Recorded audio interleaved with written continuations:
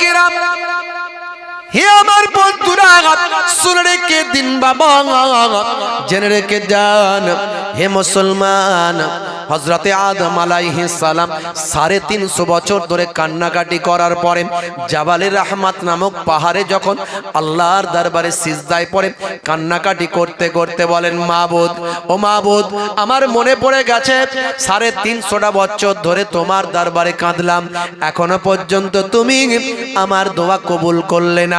আহা, আমার মনে পড়ে গেছে জান্নাতে আমি একটা নাম দেখেছিলাম, আমার বংশধরদের মধ্যে থেকে, আমার সন্তানদের মধ্যে থেকে একটা সন্তান আসবেন, তিনি হবেন আখিরি জামানার পয়গম্বর, তিনি হবেন শেষ নবী, তাকে তুমি এত ভালোবাসো, মহাব্বত করো যে তার নামটা তোমার নামের সঙ্গে জুড়ে দিয়েছ। জান্নাতের দরজায় দরজায় যার নাম, যার নামটা আরশে আজিমের নিচে যার নাম, যার নামটা কালেমাতে যার নাম, তার নামটা আমি জান্নাতে দেখেছি। সেখানে আমি দেখতে পেয়েছি লা ইলাহা ইল্লাল্লাহু মুহাম্মাদুর রাসূলুল্লাহ।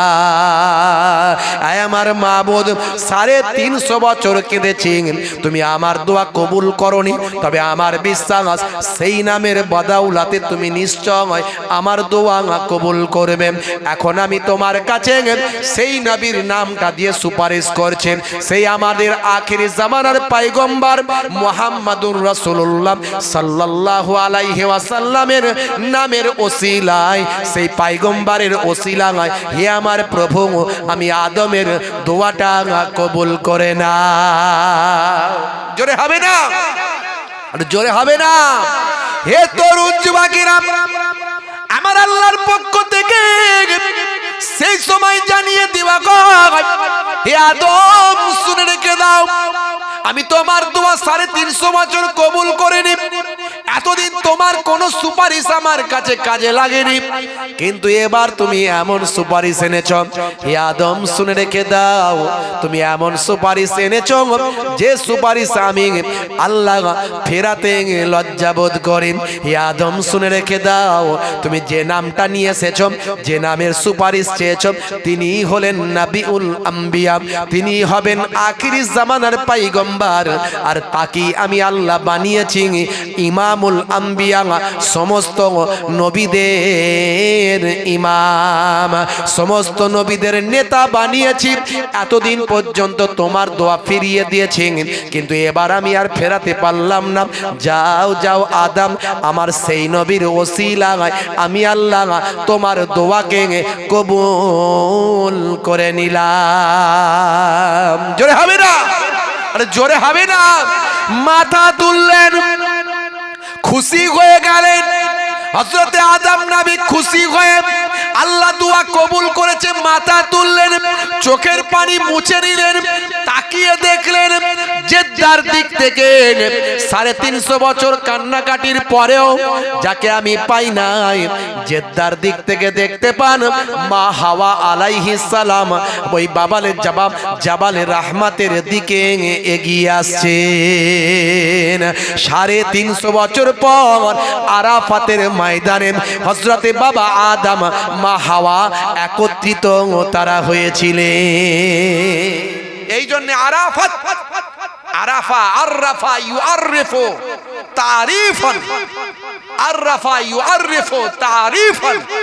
বাপজি আমার, এই আরাফা, আরাফা, আররাফা ইউআররিফু, এই আরাফাত বলা হয় অর্থাৎ পেহচাননা, চিননা, জাননা, পেহচাননা, এই চেনা জানা পরিচয়, এই পরিচয় ঘটেছিল 350 বছর পর। এই জন্য এটাকে বলা হয় আরাফাতের ময়দান। জোরে বলুন সুবহানাল্লাহ। বাপজি আমার, তরুণ যুবকেরা আমার, মুরব্বিয়ানেরা আমার, ভাইরা আমার, তাহলে আদম নবীকে আল্লাহ সৃষ্টি করে মা হাওয়া আলাইহিস সালাতু ওয়াস সালামকে আল্লাহ সৃষ্টি করেছিলেন। শয়তান ওয়াসওয়াসা দেওয়া শুরু করেছিল উম্মতে আদমকে, সমস্ত নবীদের উম্মতকে, আখিরি জামানার পয়গম্বরের উম্মতকেও শয়তান ওয়াসওয়াসা দেবে। মিনাল জিন্নাতে ওয়ান নাস, মানুষের মধ্যে থেকে, জিনেদের মধ্যে থেকে। ভাইরা আমার, শয়তান, মেন শয়তানকে এখন আর ওয়াসওয়াসা দিতে হয় না। শয়তানের চালা চাম্পট আছে, আলা ওলাদ আছে। শয়তানের আল আওলাদ আছে, তারাই কাজ করে, তারাই ওয়াসওয়াসা দেয়। কেউ জেনা ব্যভিচার করানোর কাজে লিপ্ত আছে, শয়তানের আওলাদদের মধ্যে কেউ জেনা ব্যভিচার করানোর কাজে লিপ্ত আছে, কেউ খুন খারাপি মারপিট করানোর কাজে একটা ছেলে লিপ্ত আছে, আর একজন ভাই আমার মানুষের মনে অহংকার তাকাব্বরি ঢুকিয়ে দেওয়ার কাজে লিপ্ত আছে। তারা এইভাবে তার আওলাদেরা কাজ করে। মেন শয়তানকে কিছু করতে হয় না, সে সিংহাসনে বসে বসে বাদশাহী করে, বুঝতে পারছেন বাপজি আমার, তরুণ যুবকেরা আমার। কিন্তু আমার নবী আমার আল্লাহ জানিয়ে দিয়েছেন কোরআন মাজিদে, ইয়া আইয়ুহাল্লাযীনা আমানু তুবু ইলাল্লাহি তাওবাতান নাসুহা, তোমরা হে ঈমানদারেরা, হে বিশ্বাসী বান্দারা, তোমরা অন্তর থেকে তওবা করো। আর যদি কোনো বান্দা তওবা করে অন্তর থেকে, আমার আল্লাহ বলছেন তার জীবনের গুনাহ আমি আল্লাহ মাফ করে দিই। জোরে হবে না? বন্ধুরা আমার, তরুণ যুবকেরা আমার, আপনাকে আমাকে 5 ওয়াক্ত নামাজ ফরজ করা হয়েছে। অনেকে আমরা 5 ওয়াক্ত নামাজ পড়ি না। হে তরুণ যুবকেরা, নামাজ ছেড়ে দেবেন না বাবা, নামাজ ছেড়ে দেবেন না। আফজালুল ইবাদাতে ইবাদাতুস সালাত, সমস্ত বড় ইবাদত হলো, সবচেয়ে আফজাল ইবাদত হলো সালাত, নামাজ। সেই নামাজ ছেড়ে দিয়ে কখনো জান্নাত পাওয়া যাবে না, সেই নামাজ ছেড়ে দিয়ে কখনো আল্লাহর ওলির ভক্ত হলেও জান্নাতে যেতে পারবেন না। কারণ যত বড় বড় আল্লাহর ওলি এসেছেন, তারা ইবাদত করে আল্লাহর ওলি বান্দা হয়েছে। কোন ওলি বান্দা গাছ থেকে পড়ে গিয়ে ওলি হয়ে যায়নি, আকাশ থেকে পড়ে গিয়ে ওলি হয়ে যায়নি। বড় পীর সাহেব মাটি থেকে বেরিয়ে ওলি হয়ে যাননি, বড় পীর সাহেবও ইবাদত করে আল্লাহর ওলি হয়েছেন। ইরাকের জঙ্গলে দীর্ঘদিন ধরে আল্লাহর ইবাদত করে ভাই আমার তিনি এমন এক পর্যায়ে পৌঁছেছিলেন যে আমার আল্লাহ তাকে কুদরতি খাবার দান করতেন। জোরে বলুন সুবহানাল্লাহ। বন্ধুরা আমার, খাজা গরিব নওয়াজ এমন ইবাদত করেছিলেন, আমার আল্লাহ এমন তাকে মকবুল বান্দা করেছিলেন। পৃথ্বীরাজ চৌহান যখন ভাই আমার আনা সাগরের পানি তুলতে নিষেধ করেছিলেন, যে পানিতে হাত ডোবাতে পারবে না, শরীর লাগাতে পারবে না, ধৌত করতে পারবে না, কারণ এই আনা সাগরটা আমাদের জন্য পবিত্র। এই সাগর আমাদের জন্য পবিত্র। এখানে যারা যারা দর্শনার্থী দর্শন করতে আসে এই টেম্পলে, তখন এই আজমির শরীফের জমিনে একটা টেম্পল ছিল, একটা উপাসনা গৃহ ছিল। এই রাজা রানীর নামে গৃহ, গৃহটা কি রাজা রানীর নামে গৃহ। এই গৃহে যারা আরাধনা করতে আসতো, তারা ওই বাবা আনা সাগরে এসে ডুবুক মারতো, গোসল করত। আর করলে তাদের ধারণা ছিল যে সমস্ত তাদের পাপ ধুয়ে সাফ হয়ে যায়। আমার আল্লাহ এই রকম দুর্দিনে দুঃসময়ে যখন মানুষ ভাই আমার আল্লাহকে চেনে না, নবীকে চেনে না, এই রকম সময় আমার আল্লাহ আজমিরের জমিনে পাঠালেন কাকে? হিন্দুস্তানের শাহিনশাহ বাদশাহ সুলতানুল হিন্দ খাজা গরিব নওয়াজ মাইনুদ্দিন চিশতি আজমিরি সঞ্জারি রহমাতুল্লাহ আলাইহিকে। জোরে হবে না? আর জোরে হবে না? হে তরুণ যুবকেরা, তিনি নামাজ পড়েছিলেন। বন্ধুরা আমার, তার কয়েকজন মুরিদিন মুহিব্বিনকে নিয়ে আনা সাগরের পারে এসে, হে তরুণ যুবকেরা, তিনি সেখানে ভাই আমার এসে যখন পৌঁছালেন, তখন আসরের টাইম হয়ে গেছে, আসরের সময় হয়ে গিয়েছে। হে জওয়ান যুবকেরা, তিনি তার মুরিদিন মুহিব্বিনদের বললেন, হে বাবারা শুনে রেখে দাও, আসরের সময় হয়ে গিয়েছে, আমরা কয়েকজন আছি, এখন নামাজটা আদা করব, আজানটা দিয়ে দাও বাবা। হুজুরের একজন মহাব্বতের মুরিদ ছিলেন, নাম তার কি জানেন? হযরতে হুজুর, নাম তার হলো কুতুবউদ্দিন বখতিয়ার কাকি। নাম শুনেছেন বাবা? খাজা গরিব নওয়াজের একজন মুরিদ, পরবর্তীকালে তিনি জামানার মস্ত বড় ওলি হয়েছিলেন। নাম হলো হযরতে কুতুবউদ্দিন বখতিয়ার কাকি রাহমাতুল্লাহ আলাইহি। আমার আল্লাহ তার উপর রহমত নাজিল করুন। হে তরুণ যুবকেরা, হে আমার মুরব্বিয়ানেরা, শুনে রেখে দিন বাবা, জেনে রেখে দেন। সেই সময় দেখতে বাবা যায় আজমির শরীফের জমিনে যখন এসে উপস্থিত হলেন খাজা গরিব নওয়াজ বাবা নে হযরতে হুজুর মাইনুদ্দিন চিশতি হুজুর। সেই সময় আনাম সাগরের পাড়ি তিনি বললেন, বাবা তাঁবুটা খাটাও, এখানেই খিমা গাড়বো, এখানেই তাঁবুটা খাটাও বাবা, এখানে কিছুদিন অবস্থান করে আল্লাহর নির্দেশ যেদিকে আল্লাহ বলবেন সেই দিকেই আমরা চলে যাব। নবীদের কাছে নবুয়াত আছে, ভালো করে বুঝবেন, নবীদের কাছে নবুয়াত আছে আর ওলি আউলিয়াদের কাছে আমার আল্লাহ ইলহাম দেয়। ইলহামটা নবুয়াতের ভাই আমার ভাগগুলোর মধ্যে একটা ছোট্ট নিদর্শন, বুঝতে পারছেন? নবীদের কাছে রিসালাত দিয়েছেন, নবুয়াত দিয়েছেন, আর ওলি আউলিয়াদের কাছে আল্লাহ ইলহামের মাধ্যমে খবরাখবর দান করে থাকেন। এটা আল্লাহর ওলিদের কথা আল্লাহ কোরআনে বলেছেন। বলে হুজুর ওলিদের কথা কোথায় আছে? কোরআনে আছে। আমার আল্লাহ কোরআন মাজিদে বলছেন, আলা ইন্না আউলিয়া আল্লাহি লা খাউফুন আলাইহিম ওয়ালা হুম ইয়াহজানুন। যারা আমার প্রকৃত বন্ধু হয়ে যায়, ওলি মানে হলো বন্ধু। বলে হুজুর ওলি মানে খাজা গরিব নওয়াজ নাকি? ওলি মানে বড় পীর সাহেব নাকি? ওলি মানে নিজামুদ্দিন আউলিয়া নাকি? ওলি মানে তো বন্ধু, আমরাও তো আল্লাহর বন্ধু। মুতে পানি নাই না আল্লাহর বন্ধু, মুতে পানি নাই না, কথায় কথায় মিথ্যা চালায়। কতদিন যে সুদ খেয়েছে, কতদিন যে ঘুষ খেয়েছে, কতদিন যে চিটিংবাজি করেছে। আজ মৌলী সাহেব সেজেও মিথ্যা কথা বলছে, মৌলী সাহেব সেজেও চায়ের দোকানে গিবত করছে, বলছে আল্লাহর বন্ধু। রাগ করবেন না বাপ। হাই রে হাই, কোথায় নেতাজি আর কোথায় পিয়াজি? বলছি এই ব্যাখ্যা দিচ্ছে। কি ব্যাখ্যা দিচ্ছে? বলছে তোমরা বলছো খাজা গরিব নওয়াজ ওলি মানে খাজা গরিব নওয়াজ, ওলি মানে বড় পীর সাহেব, ওলি মানে নিজামুদ্দিন আউলিয়া, ওলি মানে পীর আবু বকর সিদ্দিক রহমাতুল্লাহ দাদা হুজুর। ওলি মানে ওটা নয় রে বাবু, ওলি মানে বন্ধু। বন্ধু মানে কারা? যারা আমরা নামাজ কালাম করি এরাই বন্ধু। এই তো শুক্রবারে 8 দিন ঠিক করে নামাজ পড়ছো, তার মাঝখানেও আবার চিটিংবাজি, ধাপ্পাবাজি, মিথ্যা কথা, চায়ের দোকানে গিবত করা, চগলখড়ি করা, ঠকিয়ে দেওয়া, গালমন্দ করা, সবই তো চালাচ্ছ। আবার বন্ধু সেজে গেলে কবে?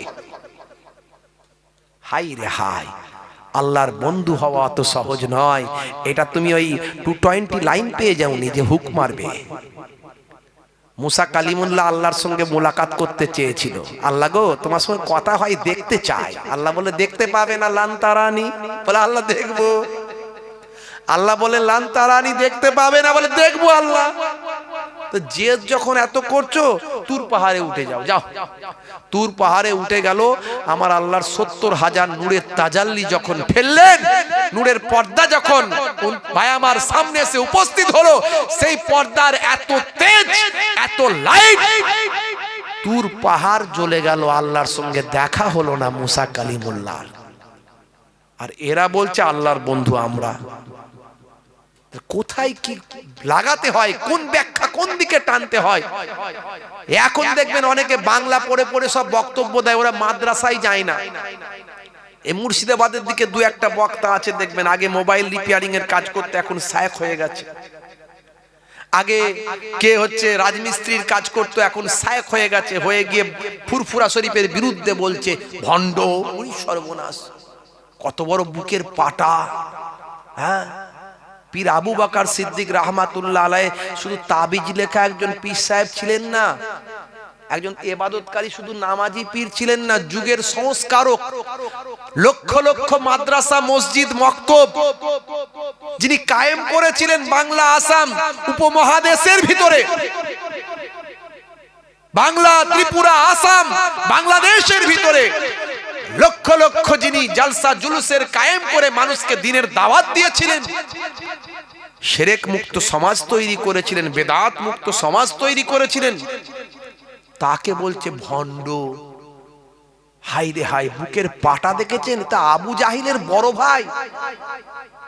সারা পৃথিবী নবীকে নবী বলে মানে, আবু জাহিল বলে জাদুঘর, আবু জাহিল নবীকে বলে পাগল। তো আবু জাহিলের বড় ভাই, চাচতো ভাই, বলে দাদা হুজুর, ফুরফিরার দাদা হুজুর কে আবার?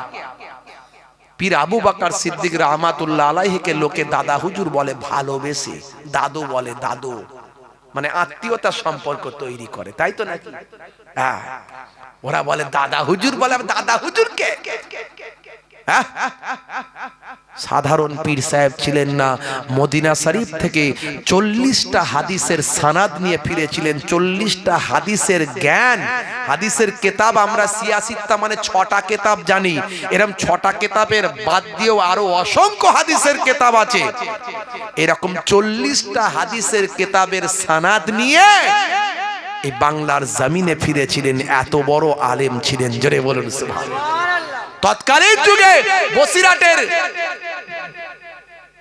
পীর মাওলানা আল্লামা রুহুল আমিন সাহেব রাহমাতুল্লাহ আলাইহি, সেই জামানার তিনি একজন এত বড় আলেম বাংলার জমিনে যে তার উপরে কোনো বাংলায় আলেম ছিল না। তিনি কলকাতা আলিয়া থেকে যখন পড়াশোনা করেছিলেন তার উপরে টপার আর কে হতে পারেননি। সমস্ত মাওলানাদের উপরে তিনি টপার, অনেক উপর লেভেলের টপার, তার উপরে যাওয়ার কারো ক্ষমতা ছিল না। তিনি দুনিয়াবি এলেম সব শেষ করে বললেন, দুনিয়াবি এলেমে আমার সঙ্গে আর লেগে কারো কেউ পারার ক্ষমতা নাই, কিন্তু আমি দুধ চিনেছি, দুধ থেকে মাখন কেমন করে করতে হয় জানি না। দুধ চিনেছি, দুধ থেকে ঘি কেমন করে বের করতে হয় জানি না। দুধ চিনেছি, দুধ থেকে দধি কেমন করে করতে হয় জানি না। যিনি জানেন তার কাছে যেতে হবে, তাকে ওস্তাদ হিসাবে মানতে হবে। খুঁজে খুঁজে ইলমে জাহিরির সঙ্গে সঙ্গে ইলমে বাতিনির জ্ঞান অর্জন করার জন্য, ইলমে লাদুন্নির জ্ঞান অর্জন করার জন্য, ইলমে তাসাউফের জ্ঞান অর্জন করার জন্য, ইলমে মারিফাতের জ্ঞান অর্জন করার জন্য খুঁজে খুঁজে পীর আবু বকর সিদ্দিক রাহমাতুল্লাহ আলাইহি, আপনার আমার দাদা হুজুর, আপনাদের দাদা হুজুর আমার পন্নানা জান হুজুর, ছোট হুজুর পীর কেবলা আমার নানা জান, আপনারা জানেন তো নাকি না জানেন না? নানা জানের আব্বা জান দাদা হুজুর পীর কেবলা রাহমাতুল্লাহ আলাইহির খেদমতে গিয়ে নিজেকে আত্মসমর্পণ করলেন। হুজুর, আপনাকে আমি ওস্তাদ হিসাবে কবুল করে নিলাম। পীর নাম শুনলে কিছু মানুষের চুলকানি শুরু হয়। পীর মানি মনে করে ভণ্ড, পীর মানি মনে করে ওই গেঁজার টান মারে, মাজারে থাকে, সিজদা করে, চাদর চড়ায়, মাথা ঠোকে, এরাই মানে পীর। আর পীর মান দেখেছো ফুরফুরা শরীফে কোথায় চাদর আছে, ফুল আছে, সিজদা আছে, সুজুদ আছে, ভাই আমার কবরে হাজত মান্নত আছে, মেয়েদের প্রবেশ আছে, হই হায় আছে, কোথায় দেখেছো? হক পীর চিনতে হবে বাপ, সহজে আল্লাহকে পাওয়া যাবে। পীর মানে হলো বুজুর্গ, পীর মানে হলো উস্তাদ, পীর মানে হলো টিচার। টিচার বললে অসুবিধা নাই, ওস্তাদ বললে অসুবিধা নাই, পীর বললে এদের চুলকানি চালু হয়ে যায়। বলে পীর কথাটা কোরআনে আছে নাকি? আমি তোমার কাছে লক্ষ টাকা চ্যালেঞ্জ দিলাম, তুমি নামাজ কথাটা কোরআন থেকে খুলে দেখিয়ে দাও, হাদিস থেকে খুলে দেখিয়ে দাও, নামাজ শব্দটা কোরআন হাদিসে আছে নাকি? রোজা আছে নাকি? নাই, পাবে না। তাহলে নামাজ রোজা, আরে বাবু এগুলো তো ফার্সি শব্দ, এগুলো তো আরবি নয়। কোরআন এবং হাদিসের কিতাবগুলো তো আরবিতে লেখা, তাই এখানে নামাজ পাবে না, সালাত পাবে, রোজা পাবে না, সওম পাবে, সিয়াম পাবে, তেমন পীর পাবে না, মুর্শিদ পাবে, ওলি পাবে। জোরে হবে না? টিচার ছাড়া কোনোদিন কিছু শেখা যায়? এখন ফেসবুকের বক্তা ফেসবুক থেকে বলছে পণ্ডিত হয়ে যাব, বুঝতে পারছেন? খালি ঘন ঘন ফতোয়া, হারাম হালাল নাজায়েজ জায়েজ, কি ফতোয়া দিচ্ছে রে ভাই? ফতোয়ার পর্ব চলছে, একটা কাগজ আসছে, ফতোয়া দিচ্ছে। পড়েছো কত দূর? হ্যাঁ, এই তো সেদিনে মোবাইল রিপেয়ারিং এর কাজ করতে তোমার ছবি আছে সেখানে, মোবাইল রিপেয়ারিং করছো। হ্যাঁ, পড়েছো কত দূর? নিজের মুখ থেকে বলছে আমি মাদ্রাসায় পড়িনি। মাদ্রাসায় 17 বছর ধরে পড়লে তবে কোরআন হাদিসের ব্যাখ্যা করা যায়, তবে অন্তত কিছুটা জ্ঞান অর্জন করা যায়। আর এরা বলছে আমরা বাংলায় সব উদ্ধার করে দেব। হ্যাঁ, বাংলায় উদ্ধার করে দেব।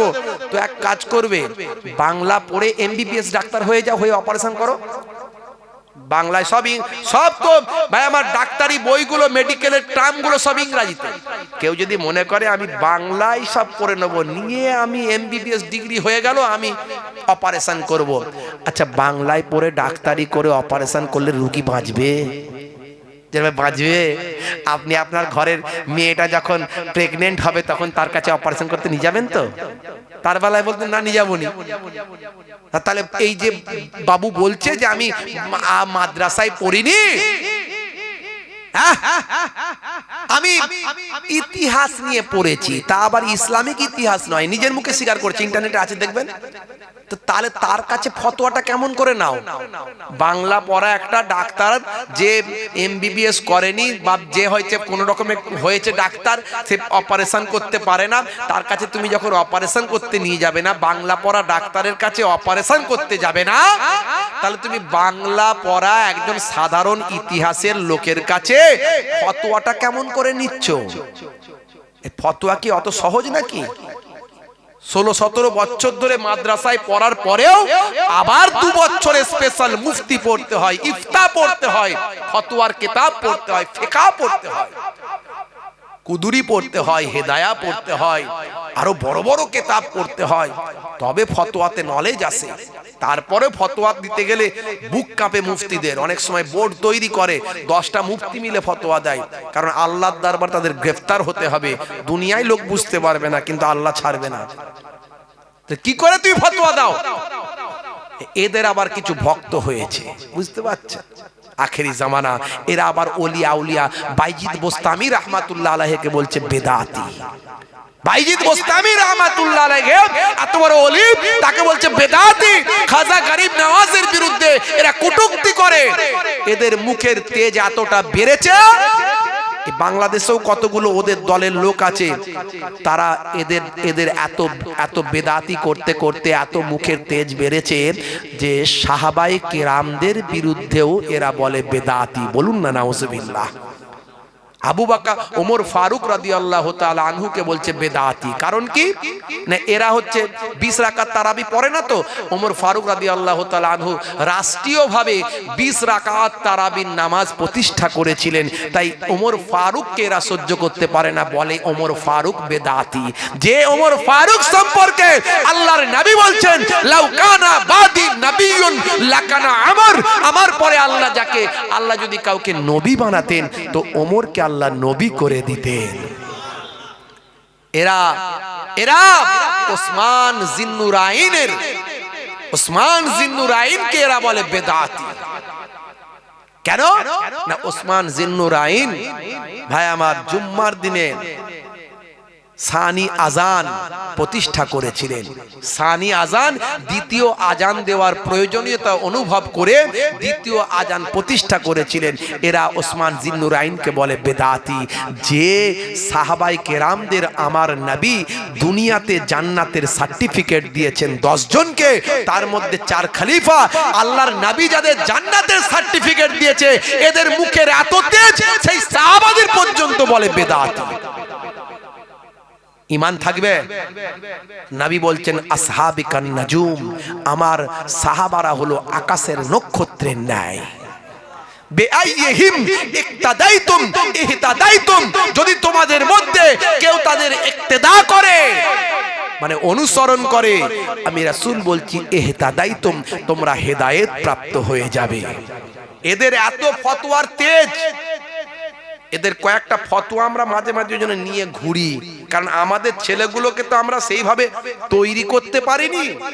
তো এদের ফতোয়া শুনে ওদের ভাই আমার এদের কিছু কথাবার্তা শোনার পরে দেখছিস কেমন দিচ্ছে, তাই এদের ফতোয়া দু একটা নিয়ে ঘুরি। বাবা এই রং তামাশাই মেতে উঠুনি, বিপদে পড়ে যাবে। ভাইরা আমার, তরুণ যুবকেরা আমার, আমি কয়েকটা নিয়ে ঘুরি, তাই এখন যদি চলে আপনাদেরকে শুনিয়ে দিচ্ছি। বন্ধুরা আমার, তরুণ যুবকেরা আমার, কথায় কথা বেড়ে যায়, চলে এলো। আমি খাজা গরিব নওয়াজের কথা একটুখানি বলছিলাম, ওইটুকু বলি শেষ করব। বন্ধুরা আমার, তরুণ যুবকেরা আমার, মুরব্বিয়ানেরা আমার, দরুদ শরীফ আল্লাহুম্মা সাল্লি আলা মাওলানা মুহাম্মাদ ওয়া আলা আলি সাইয়্যিদিনা মাওলানা মুহাম্মাদ। ভাইরা আমার, এদের একটা বক্তা বলছে, আমি নাম বলছি না, আপনারা শুনলে শুনতে পাবেন। নাম রেখেছেন আব্দুর রশিদ আছে না? নাম আছে না আব্দুর রশিদ, এ নাম রাখা হারাম, চলবে না, একদম নয়। গোলাম মাবুদ নাম আছে না? আছে, নাম রাখা হারাম, চলবে না। সব ফতোয়া। জাহাঙ্গীর নাম আছে, চলবে না। শাহজাহান নাম আছে, চলবে না। ইয়াসিন চলবে না, এসব নাম রাখা চলবে না। যে নামের অর্থ হয় না সে নাম রাখা ইসলামে নাজায়েজ, চলবে না। আল্লাহর নামের আগে আব্দু শব্দ লাগানো যাবে। আল্লাহর নাম রশিদ, আল্লাহর নাম আছে নাকি? নাম কি নাই, রশিদ নাম নাই। এই নামগুলো খুব সাবধান। এরকম অনেকগুলো বক্তব্য দিয়েছে, বুঝতে পারছেন? বলছে রশিদ নাম আল্লাহর নাই। আজই গিয়ে কোরআন শরীফটা চেক করবেন, 99টা আল্লাহর সিফাতি নাম আছে, শেষের দিকে দেখবেন আর রশিদ আল্লাহর নাম আছে। জোরে বলুন সুবহানাল্লাহ। এ বেটা জানি না যে রশিদ নাম আল্লাহর আছে, অথচ ফতোয়া দেয়। মানে যা মুখে আসে শুধু হারাম নাজায়েজ। হারাম বলতে গেলে কোরআন এবং হাদিসের, সহি হাদিসের এবং কোরআনের আয়াত দ্বারা হারাম প্রমাণিত করতে হবে। যেমন আল্লাহ কোরআনে বলেছেন, ইন্নামা হাররামা আলাইকুমুল মাইতাতা ওয়াদ দামা ওয়া লাহামাল খিনজির। এখানে তিনটে জিনিসকে আল্লাহ হারাম করেছেন। মৃত চতুষ্পদ জন্তু খাওয়া আল্লাহ হারাম করেছেন, প্রবাহিত রক্ত খাওয়া আল্লাহ হারাম করেছেন, শূকরের গোশত খাওয়া আল্লাহ হারাম করেছেন। তো আল্লাহ যে কোরআনের আয়াত দ্বারা নির্দেশ করেছেন তবে তাকে হারাম বলা যায়। বলছে আব্দুর রশিদ নাম রাখা হারাম, তাহলে লক্ষ লক্ষ লোকের আব্দুর রশিদ নাম আছে, সব হারাম হয়ে গেছে। কথা ঠিক না বল? বলছে ইয়াসিন নাম রাখা হারাম। তো এদেরই তো চাস্তো ভাই একটা বক্তা আছে আবার, হ্যাঁ, কিছুদিন আগে পুরপুরার বিরুদ্ধে খুব বলছিল, ডাব ডাব পেরে নাকি খেতে বলছে, আবার নাকি লুকিয়ে লুকিয়ে বলছে নাকি, কিরম আমি দেখতে পাচ্ছি তাই বলছি আর কি। তো তাকে গিয়ে বলো তাহলে তোমার নাম রাখা হারাম। অন্য জায়গায় আবার বলেছে যে যাদের এই নামগুলো আছে তাদেরকে আবার আকিকা দিয়ে নাম পাল্টাতে হবে। সামলাও এবারে, আপনাদের এখানে এরকম নাম নাই তো? আছে নাকি জাহাঙ্গীর, শাহজাহান আছে? এই সর্বনাশ করেছে রে, কি বিপদ বলো দেখিনি। না কথাই কথা বেড়ে যাচ্ছে। তো একটা উদাহরণ দিয়ে, হুজুর কি বলে যাচ্ছে রে বাবু, কোনো প্রমাণ আছে নাকি? এই দেখুন প্রমাণ, কেমন এরা ফতোয়া দেয়, বুঝতে পারছেন তো? এখন আমি এই কথার উপরে আলোচনা করলে এখন 1 ঘন্টা লেগে যাবে। আল্লাহর নবী, আমার আল্লাহর নাম সিফাতি নাম আর রশিদ আছে, কোরআন খুলুন। তাহলে আর রশিদ আল্লাহর সিফাতি নামগুলোর আগে আব্দ শব্দটা ব্যবহার করতে হয়, আব্দুন কথাটা ব্যবহার করতে হয়। তাহলে এই জন্যই লক্ষ লক্ষ মানুষের নাম আছে আব্দুর রশিদ, মানে রশিদের বান্দা। জোরে বলুন সুবহানাল্লাহ। এদের মতিগতিটা আমি বুঝতে পেরেছি। শাহজাহান নাম রাখা কেন হারাম বলছে? শাহজাহান নাম মানে কি, এদের ভাবনাটা কিরাম দেখুন। শাহজাহান মানে কি? জাহানের বাদশাহ। আলমগীর মানে কি? আলামের গীর মানে বাদশাহ। তা আলামের বাদশাহ, শাহজাহান মানে জাহানের বাদশাহ। এই কথাগুলোর অর্থ নেওয়া হয়েছে যে দুনিয়াবি জীবনে এই জগতের সাধারণ মানুষের বাদশাহ, তাকে শাহজাহান বলা হয়। যদি বলেন হুজুর কুল কায়নাতের ব্যাখ্যায় যদি যাওয়া যায়, ওটা নয়, ব্যাখ্যা ভুল করলে হবে না। এই আপনার ঘরে কিতাব আছে না নাই? যেরকম আছে, পড়াশোনা করেছেন তো, কিতাব আছে না নাই? ডাক্তারি কিতাব, মাস্টারি কিতাব, গ্রাজুয়েশন, এইচএস। আরে বাবা, আমিও তো একজন টিচার, মাস্টার, উচ্চ মাধ্যমিক হাই সেকেন্ডারি স্কুলের শিক্ষকতা করছি, আজ প্রায় 16 বছর হয়ে গেল। 3 বার টিআইসির দায়িত্ব সামলেছি, এখন আবার অ্যাসিস্ট্যান্ট টিচারের দায়িত্ব সামলাচ্ছি। জি হ্যাঁ, ছেড়ে দিয়েছি, অনেক চাপ নিতে পারবো না। তো আবার পড়াশোনা আপনাদের ঘরেও করেছেন, বই আছে, আমার ঘরেও টুকটাক আছে বইপত্র। পড়াশোনা একটু আল্লাহ করিয়েছেন, title, MA, master degree, BEd, এই টুকটাক যেটুকু আল্লাহ, এই ছোটখাটো ডিগ্রি মিগ্রি যেটুকু আল্লাহ করিয়েছেন বাপজি আমার। তো এই যে বইগুলোকে আরবিতে বইকে কি বলে? কেতাব। কি বলে? কেতাব। কেতাবুন মানে বই। আচ্ছা বলুন, আপনার ঘরে যে মাস্টার ডিগ্রির বই আছে ওটাও কেতাব, আর কোরআন মাজিদটাকেও আরবিতে কি বলবে? বইটাকে কি বলবে? কেতাব। দুটো কেতাব এক হলো? কথা বলে না। দুটো কেতাব এক হলো? আচ্ছা বলুন তো, বাইতুন মানে ঘর, আরবিতে বাইতুন মানে কি? ঘর। তাই তো। আর কাবা ঘরটাও ঘর, ওটাকে কি বলবেন? বাইতুন বলবেন, ঘর, তাই তো। তাহলে এই ঘর আর ওই ঘর এক। আর জোরে বলেন।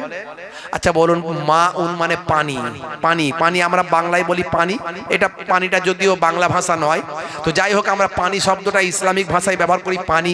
আচ্ছা বলুন তো, পুকুরের পানি, নদীর পানি, কলের পানি, সমুদ্রের পানি আর জমজমের পানি দুটো কি এক হলো?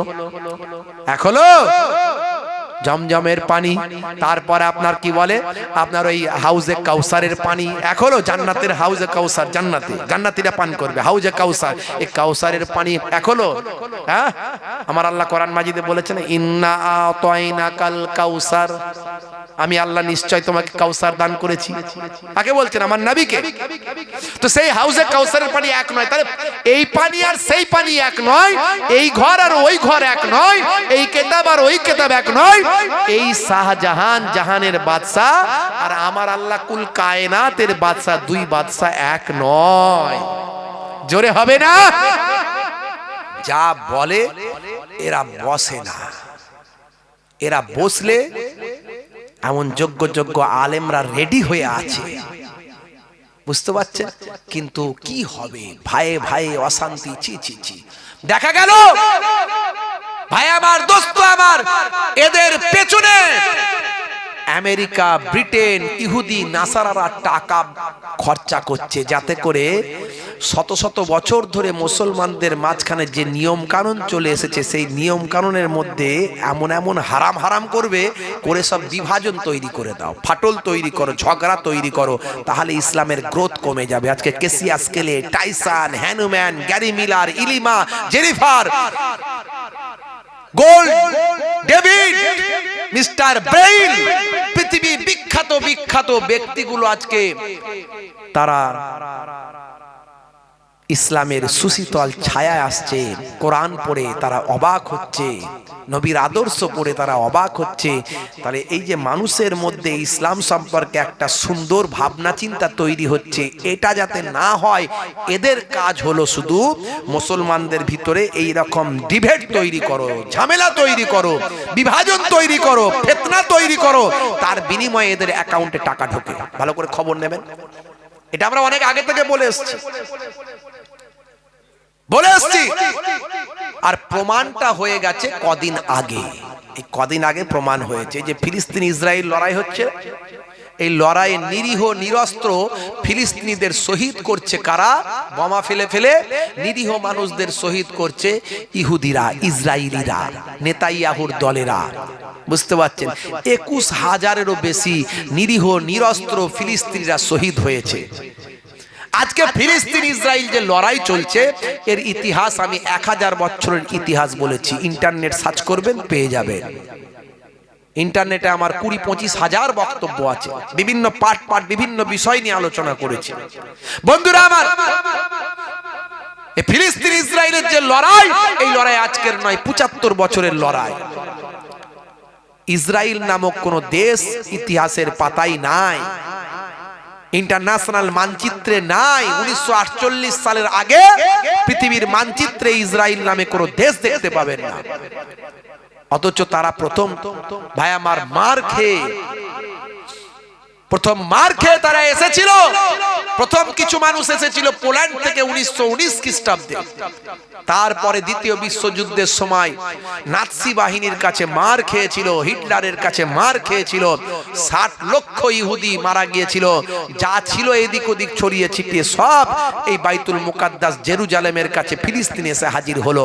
ফিলিস্তিনের মুসলমানেরা নবিয়ানা মুসলমান, নবীর সুন্নতওয়ালা মুসলমান, তাদের কাছে কান্নাকাটি করতে তাদের মনে দয়া, জায়গা দিল, থাকতে দিল, খেতে দিল, শুতে দিল, ব্যবসা করতে দিল। আজকে সেই ফিলিস্তিনটাকে এরা বলছে আমাদের দেশ, আমরা নিয়ে নেব। মুসলমানদের এরা মারছে, আর সাহায্য করলো কে?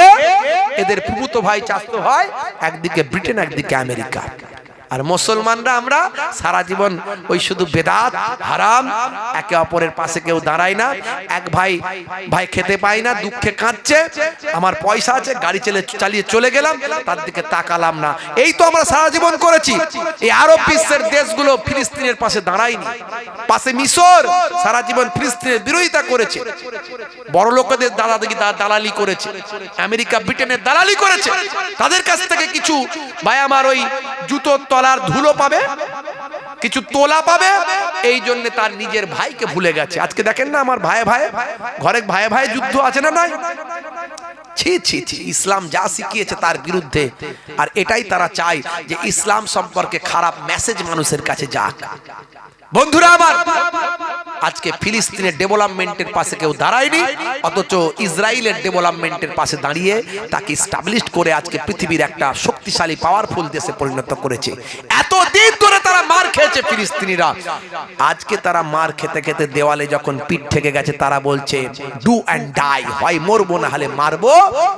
হামাসের জন্ম হয়েছে, এরা ভিতরে ঘরে ঢুকে মেরে এসেছে, যেটা ওরা কল্পনাও করতে পারেনি। এই মারার পরে কিছু মৌলবী সাহেব যারা ওদের তোলা চাটছো এতদিন ধরে তোলা খেত, তাদের আবার গায়ে লেগে গেল এই বাংলা, পশ্চিমবঙ্গ, ত্রিপুরা, আসাম, বাংলাদেশ, এদের কিছু ওই তোলাওয়ালা মৌলবীদের গায়ে লাগলো। বলছে এটা ঠিক করলো নেই, কেন হামাস গিয়ে ভিতরে মেরে আসবে, এটা তো ঠিক করেনি, এই ফিলিস্তিনিরা খারাপ, ফিলিস্তিনিরা ভালো নয়, হামাস ভালো নয়, এই ইসরায়েল ভালো, ওদের ঈমান এক, ওরা শিরক করে না, ওদের ঈমান ঠিক আছে। এই সব কথাবার্তা বলে মানুষের মাঝখানে ঝামেলা পাকানো শুরু করলো। তারপরে বাংলাদেশের একজন স্কলার, নাম হলো আবু তোহা আদনান ভাই আমার, তিনি একটা অন্য আকীদার মানুষ, আমরা অন্য আকীদার মানুষ, কিন্তু মৌলিক বিষয়ে সারা পৃথিবীর যত আহলে সুন্নাহ ওয়াল জামাতের মানুষ আছে সবার কিন্তু মৌলিক বিষয় এক। মৌলিক বিষয়গুলো কোনগুলো? ইসলামের মৌলিক বিষয় হলো 5টা, কালেমা, নামাজ, রোজা, হজ, যাকাত, এখানে সবাই এক। কিন্তু সামান্য কিছু কিছু আমলগত সমস্যা আমাদের মাঝখানে আছে, আমলের দিক থেকে পার্থক্য আছে। তো ওনার সঙ্গে আমাদের কিছু আমলের পার্থক্য থাকতে পারে, কিন্তু মৌলিক বিষয় এক। সেই আবু তোহা আদনান বলল, শুনে রেখে দাও হে মৌলবী সাহেবেরা, যারা তোমরা কথা বলছো, শোনো, আজকে তোমরা ফিলিস্তিনের বিরুদ্ধে গিয়ে ইসরায়েলের পক্ষে কথা বলছো, যাদের মানহাজ, যাদের আকীদা ফিলিস্তিনের পাশে দাঁড়ায় না, ইসরায়েলের পক্ষে যায়, ওই রকম মানহাজ আকীদার উপর আমি থুতু নিক্ষেপ করি। এই কথাটা বলার পরে উনি কারো নাম ধরে বলেননি যে অমুক সিলসিলা, অমুক দল, অমুক মাযহাব, ওই যারা তোলা এতদিন খাচ্ছিল তাদের গায়ে লেগে গেছে, তারাই চিৎকার করতে শুরু করে দিয়েছে। তার মানে কি হলো? ঠাকুর ঘরে কে, আমি তো কলা খাইনি, চোরের মন পুলিশ, তাহলে বোঝা গেল, ধরা পড়ে গেল বিশ্বের মুসলমানের কাছে যে এরাই এতদিন ধরে তোলা খাচ্ছিল। এটা আজকে প্রমাণিত হয়ে গেল আল্লাহর পক্ষ থেকে। বন্ধুরা আমার, এরা সব ওই দলের লোক, ভালো করে বুঝতে হয় বাপজি আমার, আখেরি জামানা ঈমান বাঁচানো বড্ড দায়। এই জন্য বলি, আল্লাহ এবং রাসূলকে পেতে গেলে, নবী আনা তারিকা চলতে গেলে ওলি আউলিয়াদের দেখানো পথে চলতে হবে। খাজা গরিব নওয়াজ, হিন্দুস্তানের বাদশা মাইনুদ্দিন চিশতি আজমিরি রহমাতুল্লাহ আলাইহি ভাই আমার, এসে সেই সময় বললেন, কই গো কুতুবউদ্দিন, জোহরে আসরের সময় হয়ে গেছে, আজানটা দাও। তো এমন সময় কুতুবউদ্দিন বখতিয়ার কাকি, যিনি পরবর্তীকালে মস্ত বড় আল্লাহর ওলি হয়েছিলেন, তিনি আজানটা দিলেন। তিনি আজান দিলেন, কি বললেন? আল্লাহু আকবার, আল্লাহু আকবার, আল্লাহু আকবার, আল্লাহু আকবার, আশহাদু আন্না ইলাহা ইল্লাল্লাহ,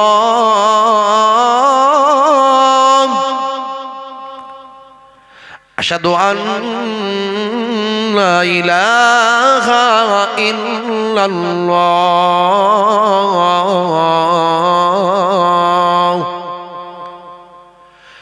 আশহাদু আন্না মুহাম্মাদার রাসূলুল্লাহ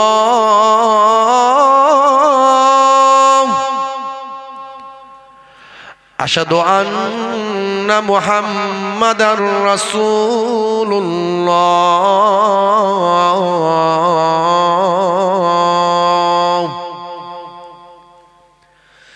হাইয়া আলাস সালাহ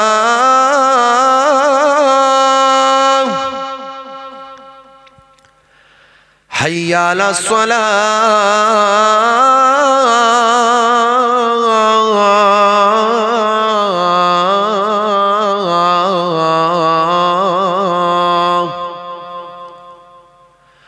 হাইয়া আলাল ফালাহ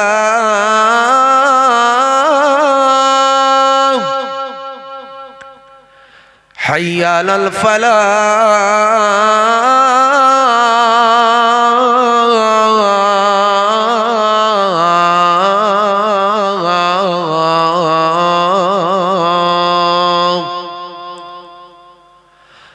আল্লাহু আকবার আল্লাহু আকবার লা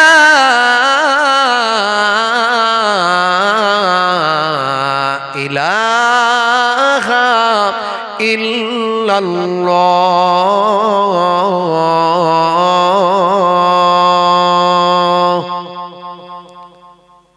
ভাইরা আমার, আজান একটা মধুর সুর, একটা মধুর বাণী। আজান এত সুন্দর আল্লাহর দেয়া নিয়ামত। এই আজানটা আমি কেন দিলাম? অনেকেই আজান দেন বন্ধুরা আমার, অনেকেই আজান দেন। আমরা ফজরের সময় বাড়ি ঢুকি তো বিভিন্ন দিক থেকে আজানের শব্দ আসে। কত জায়গায় কত রকম যে আজান হয় বলা মুশকিল।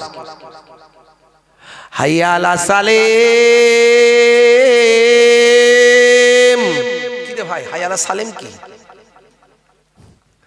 আওয়াজ আসছে? আল্লাহু আকবার, আল্লাহু আকবার। কি ভাই, কি টান আসছে, আওয়াজ আসছে, কি বলছে? বলে হুজুর আসলে বয়স্ক মানুষ তো, বয়স্ক মানুষ তো, আমরাও বলি বয়স্ক মানুষ দিচ্ছেন, এটাই আলহামদুলিল্লাহ, কিন্তু দেওয়া উচিত ছিল ইয়ং জেনারেশন। তাই নামাজটা যুবকদের পড়া উচিত, মসজিদে গিয়ে আজানটা যুবকদের দেওয়া উচিত, সুন্দর কণ্ঠে সহি উচ্চারণ করে আজানটা দেওয়া উচিত, যাতে করে হিন্দু মুসলিম খ্রিস্টান জৈন সকলে আজান শুনবে, মুগ্ধ হবে। জোরে বলুন সুবহানাল্লাহ। আজানের শব্দ শুনে জেনিফার অবাক হয়েছিলেন।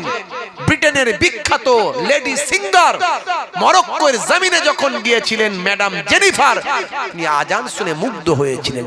এটা কেমন গান, এটা কেমন গান? মানুষ বলল ম্যাডাম এটা গান নয়, এটা হলো আজান। আজানে কি বলা হয়েছে শুনে, কোরআন পড়ে, নবীর জীবনী জেনে ম্যাডাম জেনিফার ঈমান কবুল করলো। সারা জীবন সিঙ্গিং মানে গান গাওয়া বন্ধ করে দিল, দিয়ে আল্লাহর কোরআন তেলাওয়াত করা শুরু করলো। বন্ধুরা আমার, তাহলে সে আজানটা সুন্দর করে দিতে হবে এবং যুবকদের দিতে হবে, যুবকদের এগিয়ে আসতে হবে।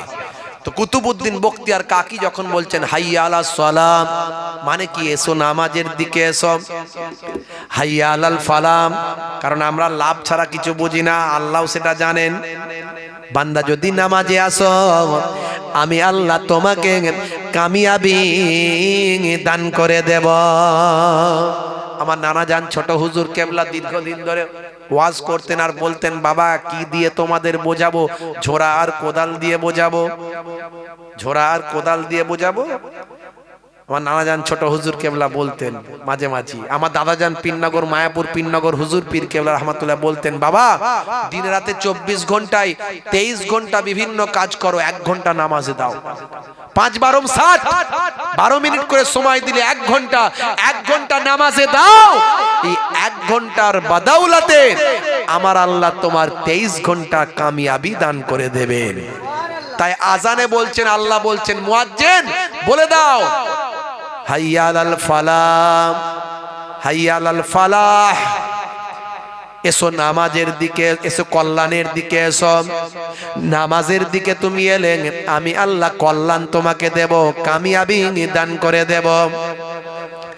হে তরুণ যুবকেরা, আজান দান কুতুবউদ্দিন বখতিয়ার কাকি খাজা কারিম নামাজটা পড়িয়ে দেন। হে তরুণ যুবকেরা, হে আমার মুরব্বিয়ানেরা, শুনে রেখে দিন বাবা, জেনে রেখে দিন বাবা। হে মুসলমান একটুখানি খেয়াল করুন, হে মুসলমান একটুখানি লক্ষ্য করুন।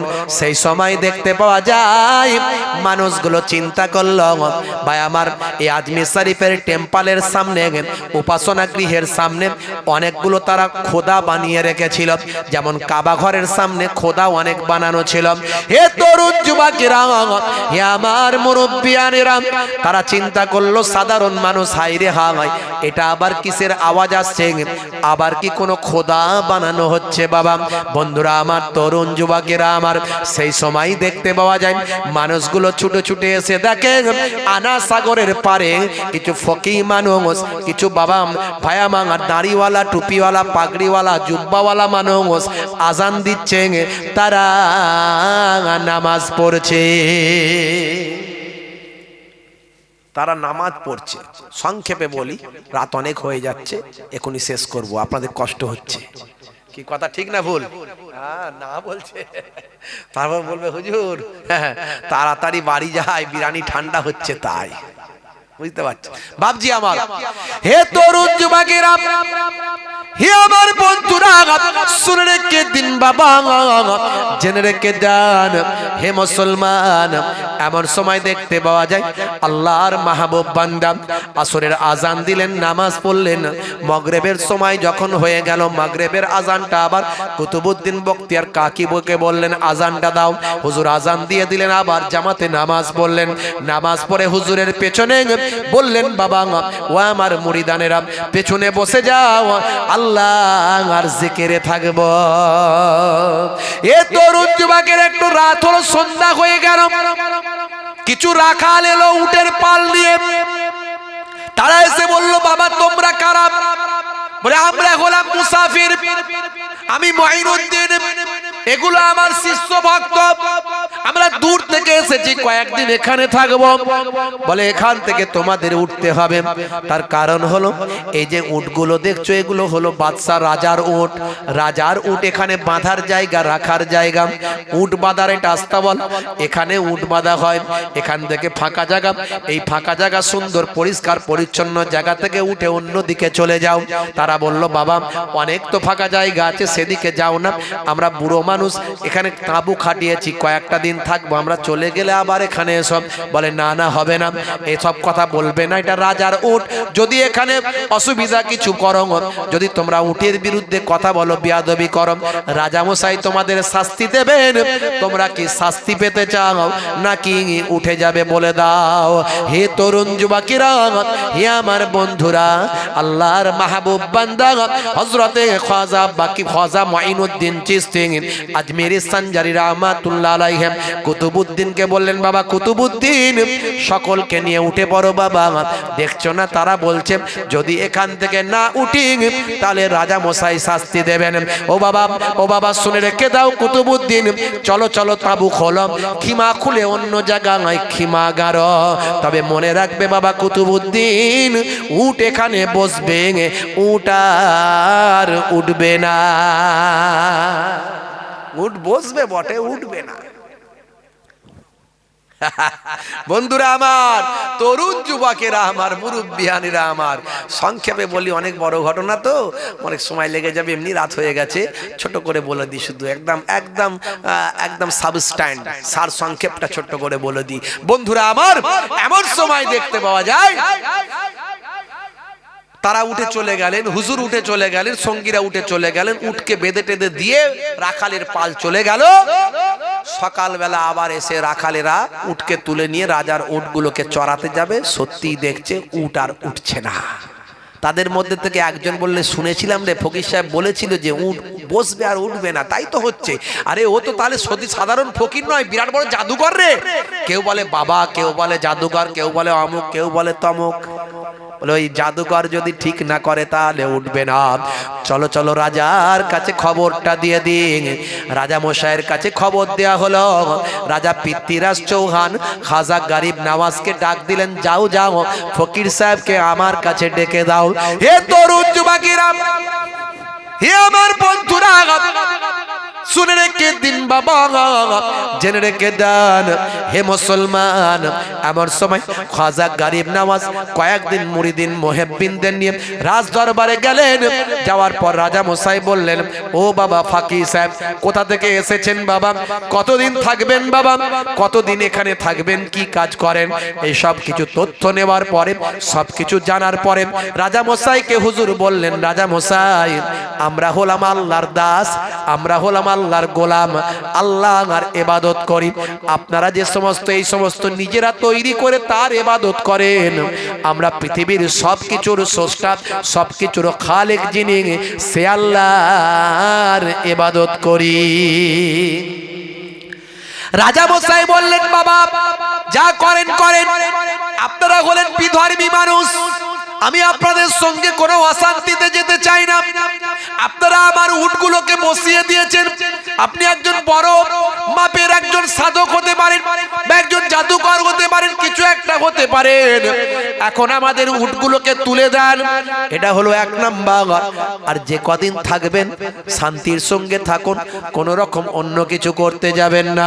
মনে রাখবেন, এখানে আমার রাজত্ব চলে, আমার কথায় এখানে সমস্ত মানুষ উঠে বসে। এমন কিছু করবেন না যার কারণে আপনার সঙ্গে আমার যুদ্ধ হয়, আপনাকে আমি শাস্তি দিতে বাধ্য হই, এমন কিছু কাজ করবেন না। আর 3 নাম্বার হলো, আপনারা যে আনা সাগর থেকে পানি নিচ্ছেন, ওখানে আপনারা বিধর্মী মানুষ, আপনারা ওই পানিতে লাওয়া খাওয়া স্নান গোসল করবেন না। মনে রাখবেন, ওই পানিটা হলো আমাদের অপবিত্র। ওখানে আমাদের সম্প্রদায়ের মানুষেরা গোসল করলে তাদের পাপ টাঙ্গা ধুয়ে চলে যায়। যদি একান্ত আপনাদের পানি নিতে হয়, আপনারা হাত না ডুবিয়ে বালতি করে আমার পাত্র করে পাত্র ডুবিয়ে আপনারা পানিটা তুলে নেবেন। এতে সারাদিন কাজকর্ম করবেন, কিন্তু মনে রাখবেন শরীর আপনারা ডুবাবেন না। আনা সাগর মানে কোনো সাগর নয়, নদী নয়। আনা সাগর মানে কোনো সমুদ্র নয়, এটা একটা দিঘির মতো, এটা একটা বড় পুকুরের মতো। হে তরুণ যুবকেরা, হে আমার মুরব্বিয়ানেরা, খাজা গরিব নওয়াজ সব শুনলেন, সব বুঝলেন, বুঝে বললেন, বাদশা ঠিক আছে, তাই যদি হয়, তাই যদি হয়, আপনাদের সমুদ্র যদি আপনাদের পানি যদি অপবিত্র হয়ে যায়, তাহলে মনে রাখবেন তাই হবে, তাই হবে। শুনে রেখে দেন, জেনে রেখে দেন। এমন সময় হযরতে কুতুবউদ্দিন বখতিয়ার কাকীকে খাজা গরিব নওয়াজ বললেন, বাবা কুতুবউদ্দিন যাও।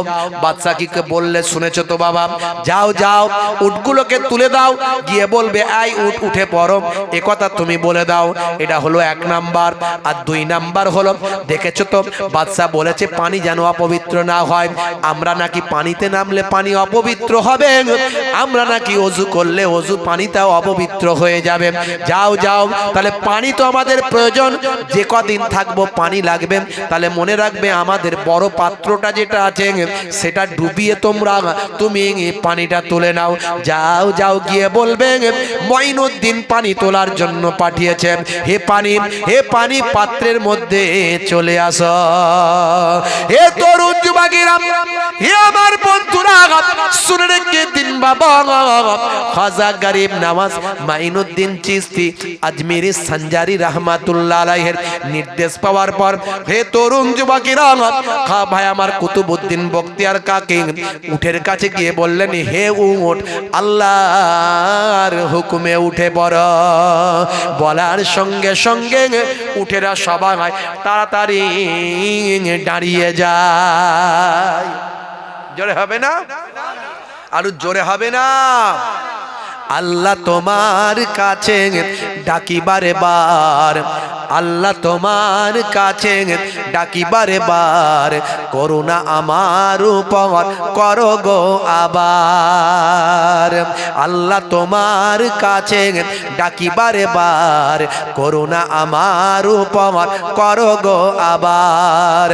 আল্লাহর ওলি গরিব নওয়াজ ভক্ত নিয়ে আজমিরে যান আল্লাহর ওলি গরিব নওয়াজ ভক্ত নিয়ে আজমিরে যান আনা সাগরের পারে গিয়ে হুজুর সেখানে তাবু খাটান জনতা বলে কি তোমার নাম জনতা বলে কি তোমার নাম রাসূলের উম্মত খোদার গোলাম জোরে হবে না জোরে হবে না হে তরুণ যুবকেরা আমার হে আমার বন্ধুরা হে আমার মুরব্বিয়ানেরা শুনে রেখে দিন বাবা এমন সময় দেখতে পাওয়া যায় কুতুবউদ্দিন বখতিয়ার কাকি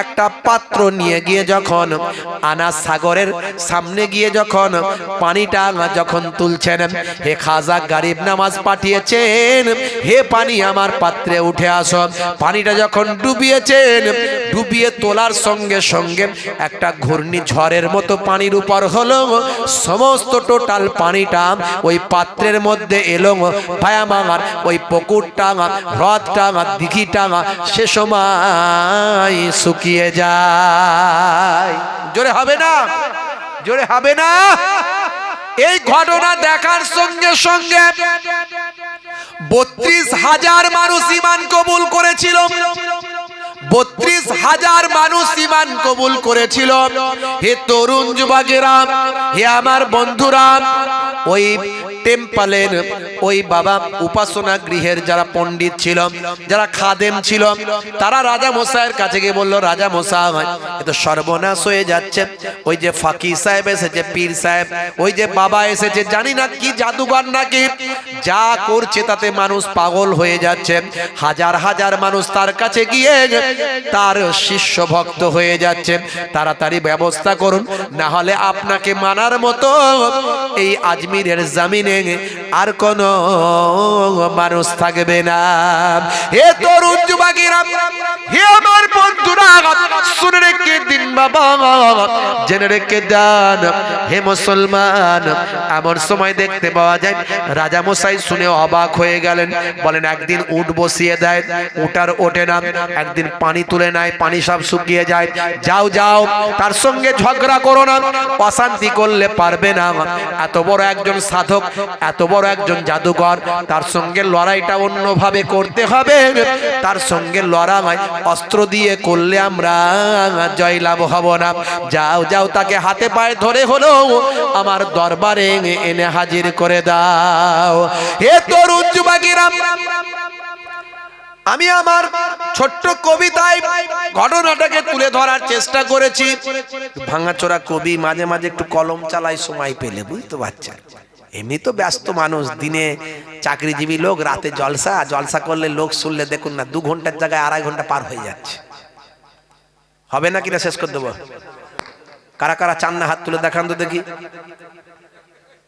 আবার একবার বলবো কারা কারা চান হাত তুলে দেখান তো দেখি ওরে বাবারে সবাই হাত তুলে যাচ্ছে তাহলে এইটাই গন্ডগোল মানে আপনারাই হাত তুলে দেন বলে আমার 3 ঘন্টা হয়ে যায় আমার বাড়ির লোক রাগারাই করে বুঝতে পারছেন আরো অন্যান্য যারা আমাকে ভালোবাসে তারা বলে হুজুর এটা কি করছেন তো শরীর নাকি অন্য কিছু এই যে আপনাদেরকে বললাম কারা কারা চান হাত তুলে দেখান মানে হবে বলছে হ্যাঁ হোক আরো বলেন আচ্ছা আমার মা হলে কি বলতো বাবা আর বলিস না অনেক বলেছিস বলতো তো না আপনারা আমাকে বলছেন যে আরো বলো মানে হুজুর বড়ুক আর মাছুক দেখার দরকার নাই কথা ঠিক না ভুল ভাইরা আমার তরুণ যুবকেরা আমার ছোট্ট কবিতা এটা লিখেছি আল্লাহ তোমার কাছে ডাকিবারে বার ক্ষমতা তুমি প্রভু দাও না আবার আল্লাহ তোমার কাছে ডাকিবারে বার ক্ষমতা তুমি প্রভু দাও না আবার হে তরুণ যুবকেরা রাজা মশাই ডাকলেন ডেকে যখন বলেছিলেন পানিটা একবার তুলে নাও পানিতে আর গা লাগাবে না শরীর লাগাবে না হাত ডুবাবে না রাজার কথাতে দুঃখ পেয়ে খাজা বাবা মুরিদে সে সময় বলেন আল্লাহ তোমার কাছে ডাকি বারে বার, ক্ষমতা তুমি প্রভু দাও না আবার।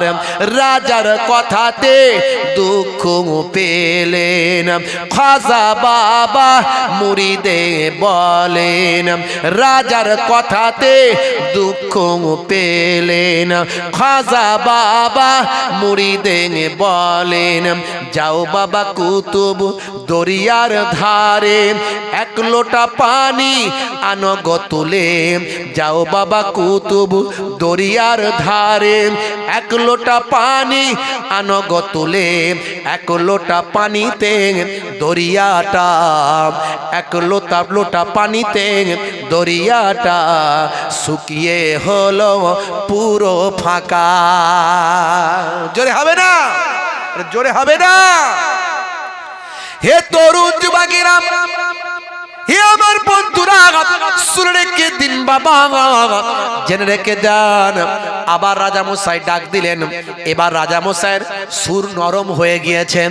রাজামশাই দেখতে সর্বনাশ, পানি যদি একটা লোটার মধ্যে একটা বা আমার একটা পাত্রের মধ্যে সব চলে আসে, তাহলে তো সাধারণ মানুষ নয়, এর বিরাট ক্ষমতা।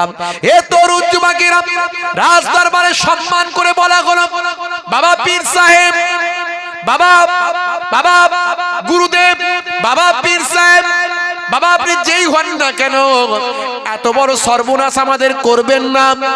আপনার কাছে করো জোরে আবেদন, আমাদের পানি আমাদের ফিরিয়ে দিন। আমাদের লক্ষ লক্ষ মানুষ এখানে পানিতে স্নান করে, তারা পুণ্য লাভ করে, তারা নিজেদের পাপগুলো এখানে মোচন করেন। আর এই পানি যদি না থাকে তাহলে সব সর্বনাশ হয়ে যাবে। আপনি আমাদের সঙ্গে এমন ঘটনা ঘটাবেন না, এমন ঘটনা ঘটাবেন না।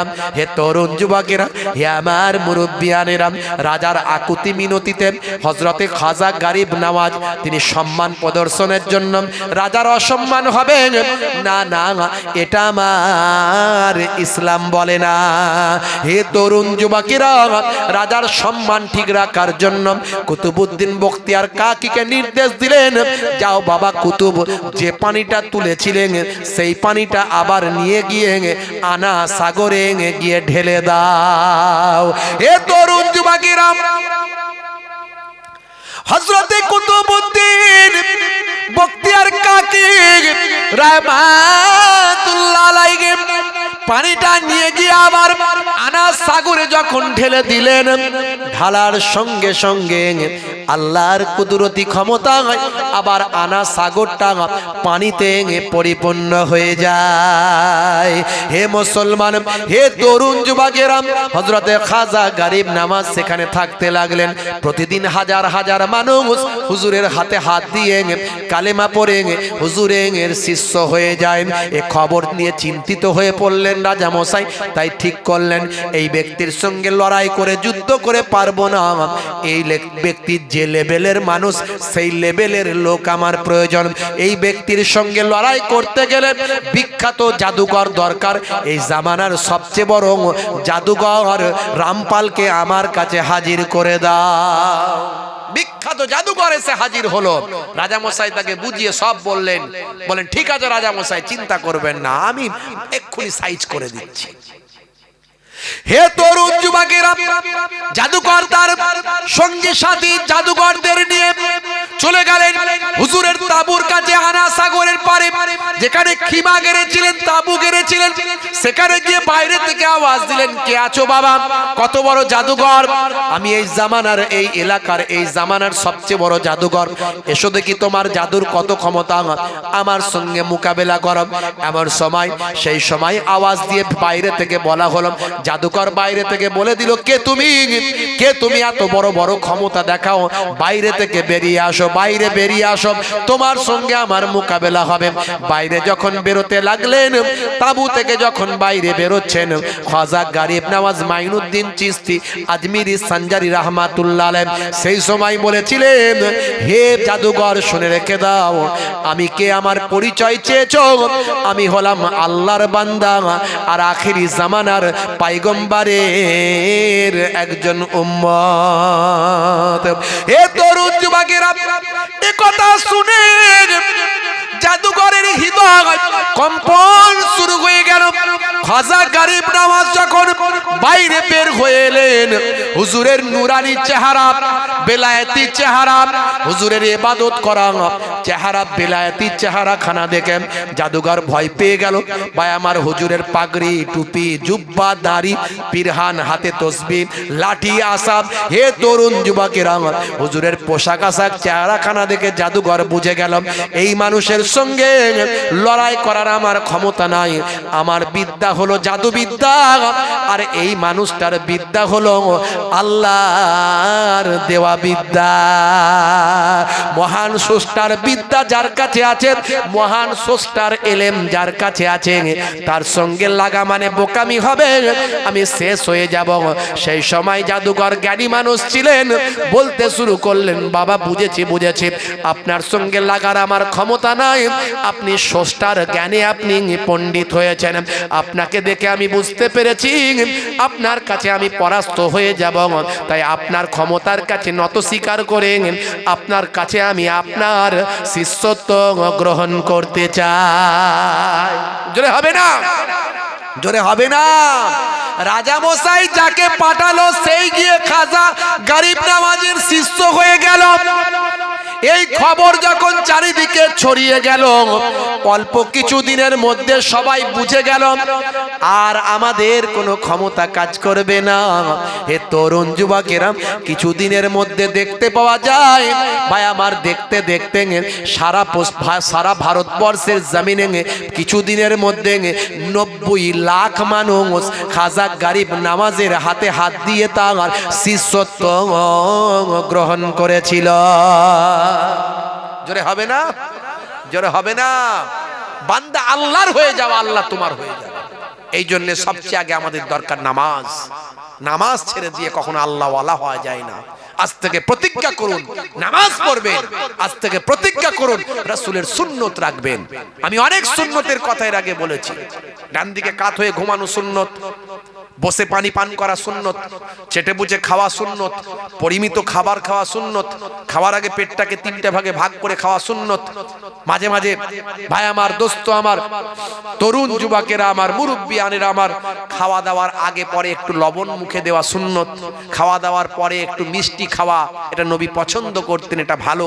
বন্ধুরা আমার, যা কিছু এর আগে আমি বলেছি, কোরআন এবং হাদিস থেকে অনেক প্রমাণ দেওয়ার চেষ্টা করেছি, যা আল্লাহ এবং রাসূল বলেছেন সবের মধ্যে বিজ্ঞান আর বাস্তবতা আছে। কারণ আল্লাহর কথা রাসূলের কথা কখনো ভুল হয় না। রাসূল যেটা বলেছেন আল্লাহর কথা বলেছেন, আর আল্লাহর কথা কখনো মিথ্যা হয় না, ভুল হয় না। কারণ কোম্পানি প্রোডাক্ট তৈরি করে আর সঙ্গে পুস্তিকা দেয়, ওই পুস্তিকায় যা লেখা থাকে ঠিক থাকে ভাই, কোনো ভুল নাই। সেরকম আল্লাহ মানুষ নামক প্রোডাক্ট তৈরি করেছেন, সঙ্গে পুস্তিকা দিয়েছেন, সেই পুস্তিকা কোরআন মাজিদে যা লেখা আছে সব ঠিকঠাক, কোনো ভুল নাই। বন্ধুরা আমার, তরুণ যুবকেরা আমার, সেই নামাজ আল্লাহ 82 বার কোরআনে বলেছেন নামাজ ছাড়বেন না। ইন্না সলাতা তানহা আনিল ফাহশাই ওয়াল মুনকার, নিশ্চয় নামাজ তোমাকে অশ্লীলতা অন্যায় থেকে দূরে সরিয়ে দেবে। সেই নামাজ পড়ুন। আর রাসূলের সবচেয়ে বড় সুন্নত হলো যেটা, মুখের দাড়ি। মুখের দাড়ি। আজকে বিরাট কোহলি দাড়ি রেখেছে, হরভজন সিং, লিওনেল মেসি, ভাই আমার, হাসিম আমলা, মঈন আলী খান, আসিফ খান, রকি, পৃথিবী বিখ্যাত বিখ্যাত। আর নেতা মন্ত্রী খেলোয়াড় প্লেয়াররা তো অনেকেই রাখছে। তাহলে দাড়ি রাখা এখন ফ্যাশন হয়েছে, দাড়ি রাখা এখন সৌন্দর্য। আপনি দাড়িটা রাখুন সৌন্দর্য হিসাবে নয়, ফ্যাশন হিসাবে নয়। কোন নায়ক গায়ক নায়িকা গায়িকা রেখেছে বলে নয়, খেলোয়াড় প্লেয়াররা রেখেছে বলে নয়, কোন নায়ক গায়ক রেখেছে বলে নয়, কোন নেতা মন্ত্রী রেখেছে বলে নয়। দাড়িটা আপনার ছোট হতে পারে, কিন্তু নবীর সুন্নত মনে করে রাখুন। আজ ছোট আছে, কাল বড় হয়ে যাবে। এই অবস্থায় যদি আপনি মারা যান, কবরে যখন দেওয়া হবে, মুনকার নাকির ফারিস্তা বলবে মান রব্বকা, দেখতে পাবে মুখে দাড়ির দেখা, হতে পারে এই দাড়িটাই হবে নাজাতের জারিয়া। জোরে হবে না? আর নামাজ আর এই মুখের দাড়ি যদি আপনার থাকে, দুটো ইবাদত, 90% অপরাধ পাপ আপনার কাছে ঘেঁষতে পারবে না। এটা আমার কথা নয়, আল্লাহর কথা। আল্লাহ বলছেন যে নামাজ তোমাকে অশ্লীলতা অন্যায় থেকে দূরে সরিয়ে দেবে। এই দুটো কাজ আজকে এখান থেকে বাড়ি নিয়ে যান, বলুন ইনশাআল্লাহ। বলুন ইনশাআল্লাহ। আজ থেকে ওয়াদা করুন, কবে মরে যাব কোনো গ্যারান্টি নাই, কিন্তু নামাজ পড়ে যেন নামাজি হয়ে মরি। যার শেষ ভালো তার সব ভালো। আপনি 10 দিন নামাজ শুরু করেছেন, তারপরে মৃত্যু হয়ে গেল, আল্লাহর খাতায় আপনি নামাজি বলে কবুল হয়ে যাবে। আপনি 10 দিন না দাড়ি রেখেছেন, 10 দিন ছোট দাড়ি, বড় দাড়ি রাখতে পারেন না এখনো, ঠিক আছে, একটু বড় হলে রাখবেন, বয়স হলে রাখবেন, এখন ছোট রেখেছেন। আরেকটু ইমানে মজবুতি এলে রাখবেন, এখন ছোট রেখেছেন। নবীর মহাব্বতে সুন্নত বলে রেখেছেন, মওত হয়ে গেল, ওই দাড়িটা আল্লাহর দরবারে নবীর মহাব্বতে সুন্নত ওয়ালা দাড়ি হিসাবে কবুল হয়ে যাবে। ভাইরা আমার, তরুণ যুবকেরা আমার, মুরব্বিয়ানেরা আমার, দুই একটা কথা আপনাদের মাঝখানে বললাম, আরো অনেক কথা ছিল, কিন্তু আপনাদেরও শোনার শক্তি নাই, আমারও বলার আর শক্তি নাই। বন্ধুরা আমার, নাকি হবে আরো? কি বলছেন? কারা কারা চান না হাত তুলে দেখান। হাত কেউ তুলবে না। আর যদি বলি চান, বলে হ্যাঁ হুজুর অসুবিধা নাই। না, আমার মা হলে কি বলবে? বাবা আর বলিস না। তাই আমি আর বলবো না। আবার কি অনেক নাত বলেছে, এত নাত বলার পর বলছে আবার নাত বলতে। আর নয় বাপজি আমার, প্রত্যেকে 3 বার সূরা ফাতিহা আলহামদুলিল্লাহ শরীফ, 3 বার সূরা ইখলাস কুল হুয়াল্লাহ শরীফ, 3 বার দুরূদ শরীফ পাক তেলাওয়াত করেন। আখেরি মোনাজাত হবে।